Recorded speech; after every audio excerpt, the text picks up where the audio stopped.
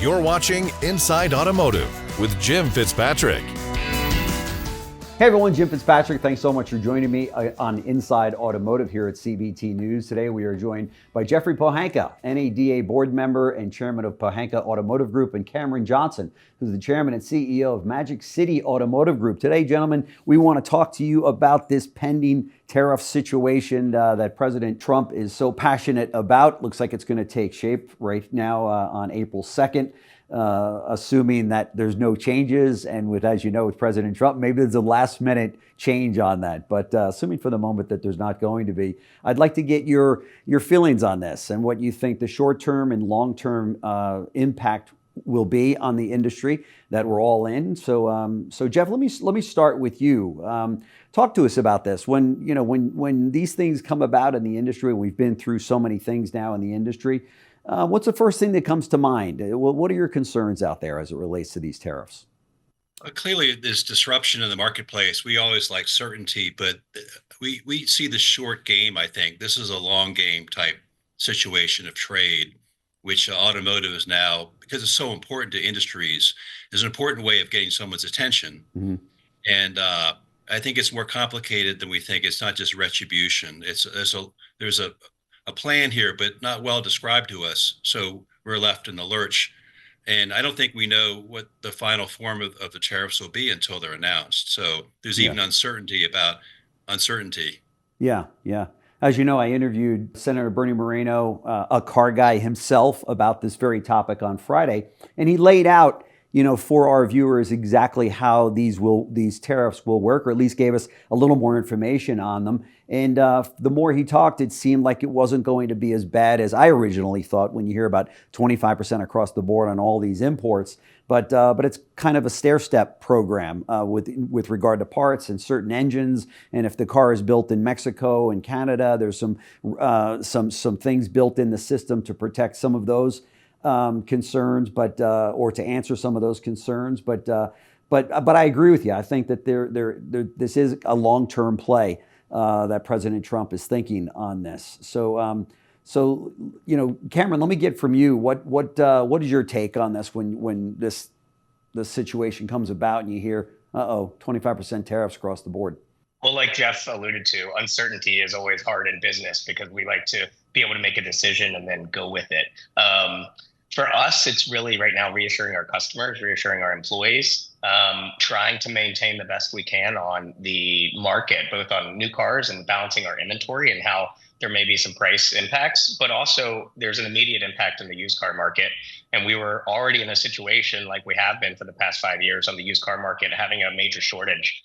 Fewer off-lease vehicles was already something we were facing this year. And so used car prices had already been holding steady. And perhaps it might be a brand by brand or even a model by model cases on which will see the biggest impact. But there definitely is going to be an impact, and there's going to be an impact on our customers, even for just the customer that's out of warranty that has a repair, a customer pay repair, that there's a part attached to it. And that part may well be 25% higher, or it could be even more than that. We just don't know. And then that trickles down to every consumer that has a vehicle. If they were in a car accident and they've got an insurance claim, the price to repair a car is only potentially going to go up in this situation, at least in the short term. Sure. There's about 3 million cars currently sitting on dealers' lots across the country. Those won't be impacted. Does that give you any calm at all during this to say, well, maybe things will change by the time we're receiving more cars in from our manufacturers, and you've got a lot full of cars now to sell? Well, that's the good thing, is that most manufacturers do have a healthy day supply. It had been higher in months past for us, but it's in shape right now, and we do have a great pipeline coming. So it just depends on how long this is going to last. If it's permanent, I do think there's a long-term plan, but I don't know. And I don't know that anybody knows whether it's going to be a flat 25% forever, or whether this will continue to be a negotiating tactic. So in the short term, there's definitely going to be disruption. I know, one of our brands is continuing to build vehicles on the Mexico side, but they're going to maybe wait to ship them until they can determine what the tariff might be. And in another case, the same manufacturer got as many vehicles as they could across the border. Even though they're not ready to ship to dealers, they got as many as they could to Texas until they finish those vehicles and then ship them. Just trying to all balance the best we can our businesses. Jeff, do you think that this is the right move for the president to take in order to correct the unfairness in our trade policies with other countries? And even though it's hurting us in the short term, do you think it's the right move? Car affordability is an issue already. Yeah. I think gas cars may have been subsidized in some with the transition to electrification. We've seen much higher prices, and the affordability is compounded with higher interest rates. Yeah. Now, the administration's goal is to lower energy prices, which is a reduction in cost to every person and every company in the country, and also reduce interest rates, which would improve affordability.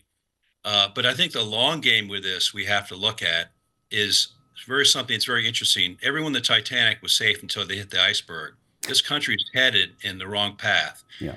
We have a budget deficits of $2 trillion with the receipts of $4 trillion. I mean, we're spending $6 trillion. That cannot continue forever. Right. I read a really good article from an economist on Herd, and basically, what's happened is the dollar is the global reserve currency. It is the most stable, most valuable currency, and countries are hoarding the dollar, and they're taking those dollars and buying our debt. And so we're like a drunken sailor. Yeah. Our dollar is worth a lot. We can buy a lot of stuff with a very valuable dollar. It takes our industry out of the country to go to areas where it's cheaper to produce. And basically, this is unsustainable, because once our debt gets so big, they will start selling those dollars, start funding our debt, and our economy will simply collapse. Right. So the tariffs are a way to get other countries to stop hoarding their dollars and kind of revalue the dollar, which means basically that would get us out of this situation. And they would, in fact, if they revalue the dollar, they would take the cost of tariffs and not us. So there's a long game to this. The question is, if in full form, the 25%, as they present it, it's actually ruinous to the car industry. They don't have these kinds of margins. The manufacturers don't. And it would be ruinous. Some manufacturers are obviously weaker than others. So I think this is simply a game of leverage to get concessions. And it's nothing like hitting automotive, because it's so valuable, creates so many jobs, it's so big part of the economy, that they're gonna take automotive on as an example to get concessions. Sure. And if they get those concessions and get a more level playing field, that'd be great for our country and our growth going forward. Sure. But in the short term, it could be something. Can they pass on 25%, 20%, 10%? There's only so much room in the car right now with margins. Right. Some would have to be absorbed, some passed on. But I'm hopeful that the long game, it might have some short-term damage or harm. But the long game might be really good for this country and for car sales. Yeah. In general. So no pain, no gain. And we'll see how this plays out. Dan Banister has joined the conversation. He's the owner of Banister Automotive Group. And so, Dan, the timing is perfect. What's your take on the president's comment of couldn't care less if auto prices rise because of the tariffs? I see it as a negotiation ploy myself. I mean, I think that he's trying to call bluff on some of the other countries and the manufacturers. That's my personal opinion. Yeah, I think it's a negotiation tactic. So not a major concern that you've got right now about the 25% tariffs on vehicles. You're thinking it's more of a play. No, I mean, I think we all look at it personally how it's going to impact our business, and most of the brands that I have, most of the vehicles are made here in the United States. I mean, and looking at they really haven't rolled out how that will impact us if it goes up. How much are going to be 25% of the parts and the cars and all that kind of stuff. And the car business and car dealers, we're resilient. I mean, we got through COVID. We got through, a big one for me was shift into electrification. That was a big one, because the federal government was telling us what we should sell and all that.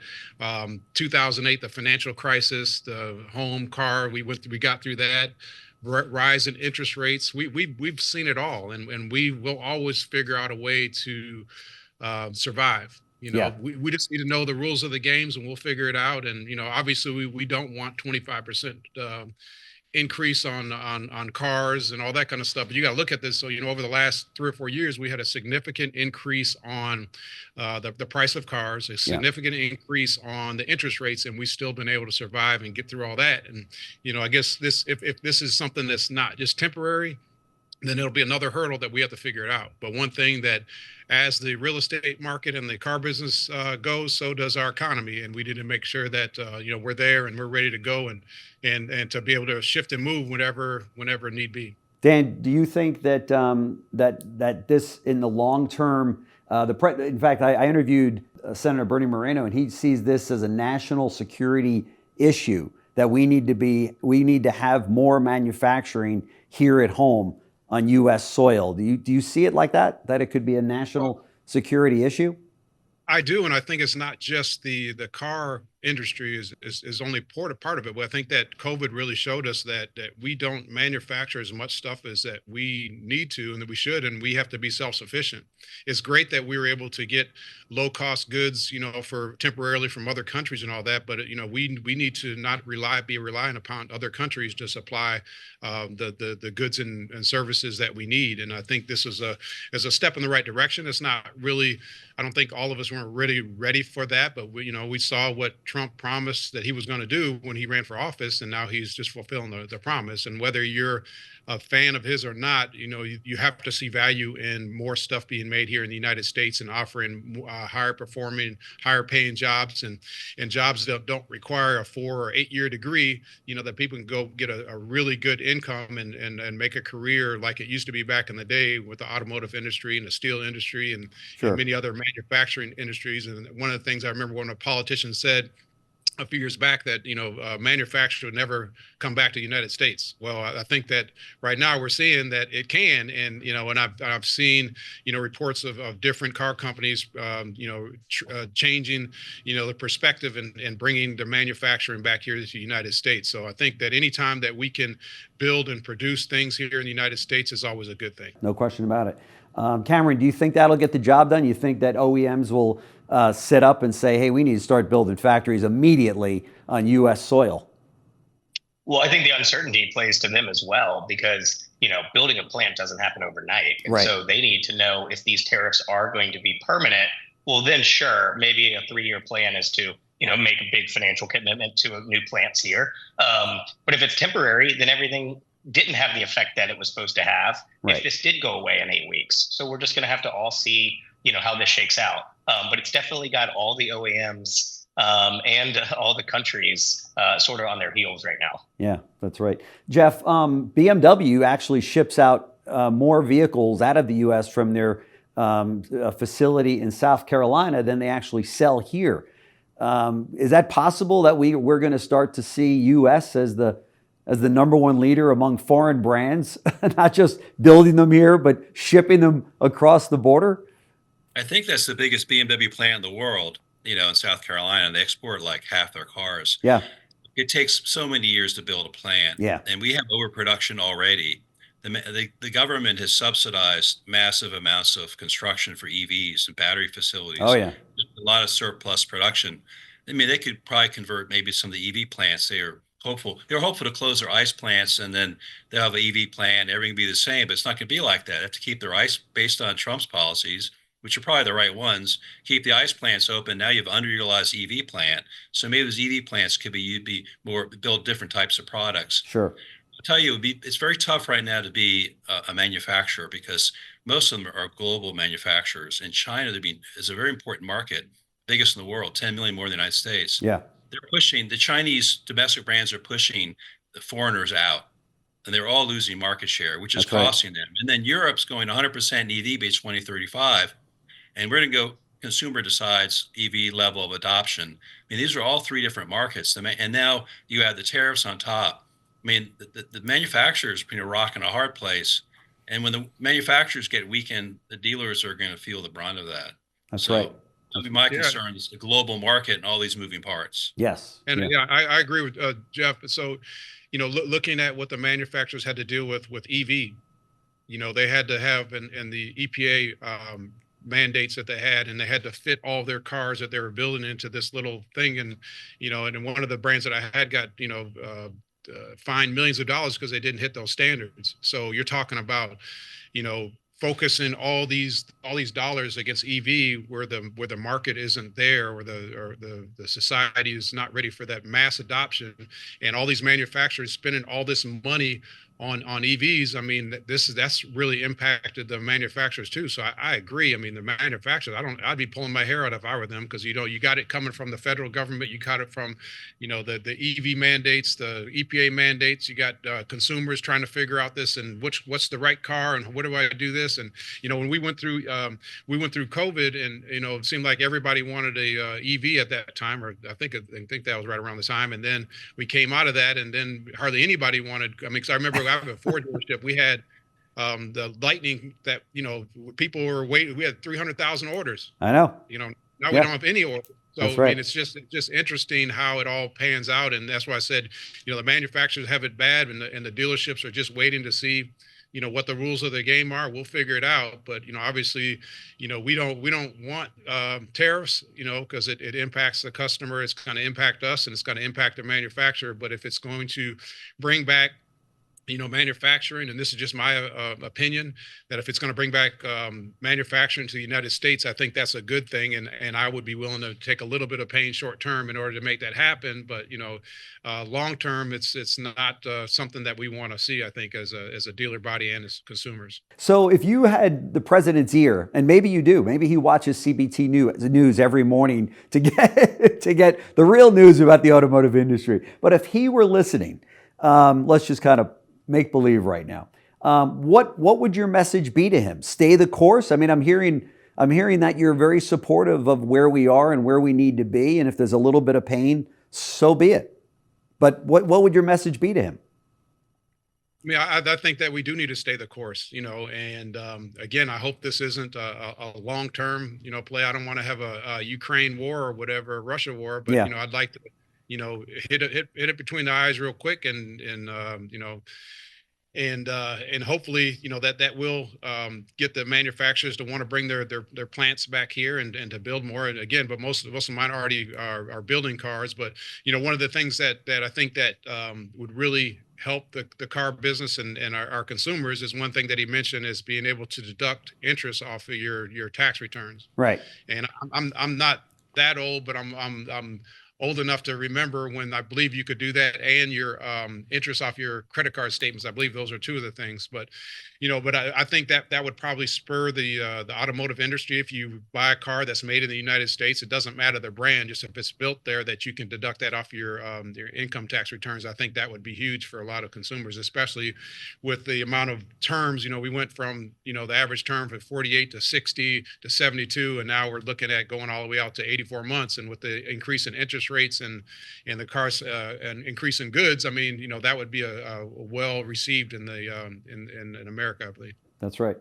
And Cameron, let me ask you, are you doing anything today differently, or maybe I should say on April 2nd, differently in your running your operation than what you've done before because of the tariffs? Do you have any kind of a strategy or anything that you're saying, okay, let's pull the lever on this? Well, we definitely had anticipation that this was going to be the hard date. We got the 30-day extension, and then I told my team it's going to happen in some capacity. Yeah. Still don't know if 25% is going to be the number, but I think it is. Sure. But I think we definitely started acquiring more inventory over the past 60 days for used cars. And we also went out, and I've seen dealers make different decisions on this. I've seen dealers say they wanted to bring down their inventory because they think sales are going to negatively be affected come end of May, June, when these things have sort of hit, if you will. We did sort of the opposite, and we started taking as much inventory as we can, even though interest rates are where they are. We feel like if other dealers were turning down inventory, then come the summer months, we might be the dealer with inventory. You'll have to check back to see which one of us is right, but that's kind of where we are right now. Yeah. And how about you, Dan? Are you doing anything different in your business today because of the tariffs?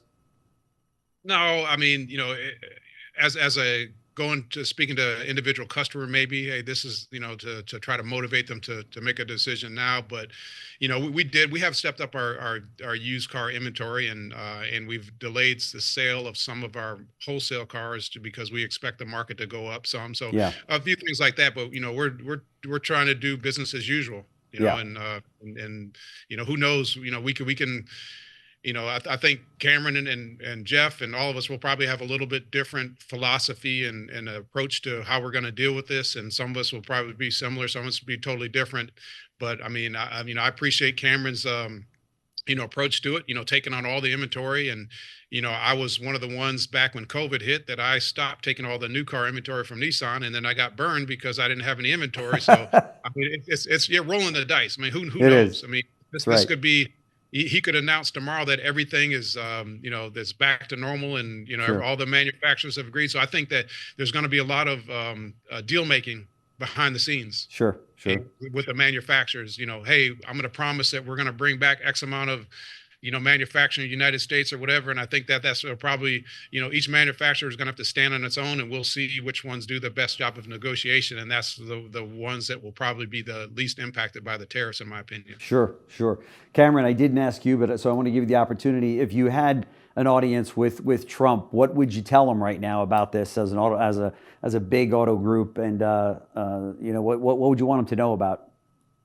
Well, I think April 2nd is going to come and go. I think after that fact, or after that date, it's going to be a matter of what kind of certainty do we get? Are these definitely here to stay? Are we just waiting for, said other country or said OEM to make an announcement or to make a change? And then are these things going to change in 6 or 8 weeks? I think it's more so just giving us as business leaders certainty so we can have the same with our customers and our team members.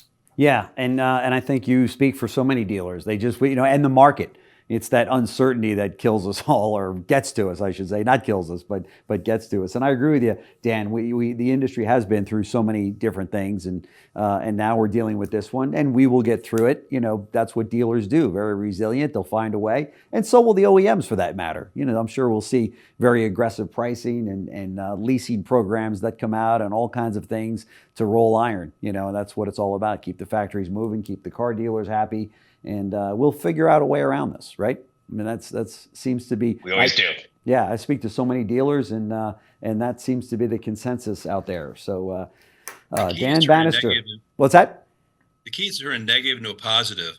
I think the message I want to do is beat the tariffs. Now's a great time to buy, and then hopefully the thing works itself out by the end of the month. So I think the key is turning a negative into a positive, and that's a hell of a message for people, and they'll get it. So maybe that's the message we should have. Beat the tariffs. I'm going to call my marketing guy right now. That's my message starting tomorrow morning. Okay. Yeah, Jeff, I think I'm going to have to steal that one.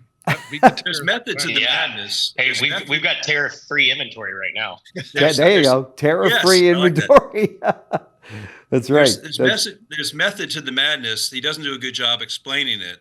But the fact we take it so seriously, hopefully it's effective leverage to kind of get a more even playing field in trade, which leads to long-term prosperity. When people are making money, feeling good, they buy cars.